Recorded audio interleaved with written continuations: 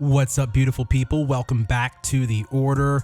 With Suicide Squad Kill the Justice League finally out in launch, I've been able to put quite a bit of time into it and into the overall endgame grind. And like any live service game in recent memory, more than a few issues have cropped up that we need to discuss. So in today's video, I want to go over a few problems I have with Suicide Squad right now that need to be addressed ASAP. Some of these issues have dramatically affected my overall enjoyment of the game over the past few days, and I'm sincerely hoping they are fixed and handled sooner rather than later. Let's start with the complete lack of an in-game stash or vault system. This one is pretty unforgivable for any loot-driven game.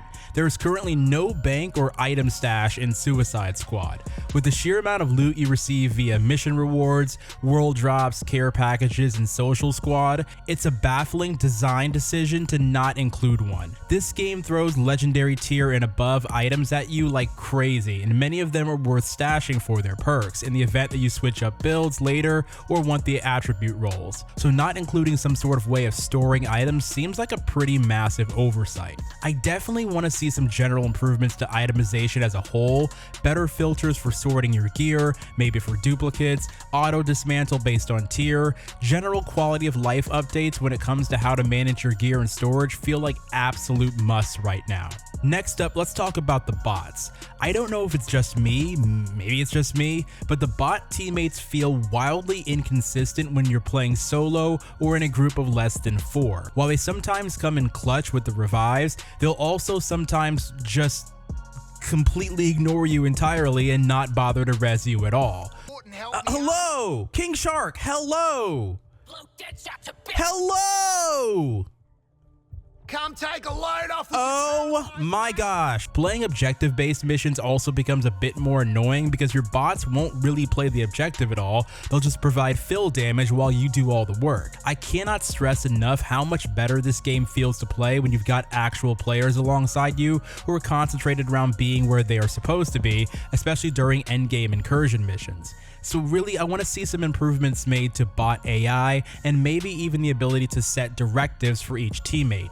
They are certainly capable of doing good damage based on their loadouts, but they need to be significantly smarter. Quite possibly my biggest problem right now, the game has become wildly unstable since launch day. Early access, the game felt a lot smoother and I ran into next to no bugs or crashes. However, ever since the official global launch, my experience playing the game has completely eroded on PS5. Most of these issues seem to happen during multiplayer sessions, with multiple crashes within an hour of one another, missions not activating at all, enemies not spawning during the sending signals incursion mission. This one happens often, let me tell you. Grenades not grenading. So many little hiccups that are actively making it harder to enjoy the game. It's pretty common for always online live service games to have some minor stability issues here or there at launch, though it's sad we actually expect this at this point, but that's a whole other conversation altogether. We need these issues cleaned up ASAP because for as much of a hill as this game is having to climb right now,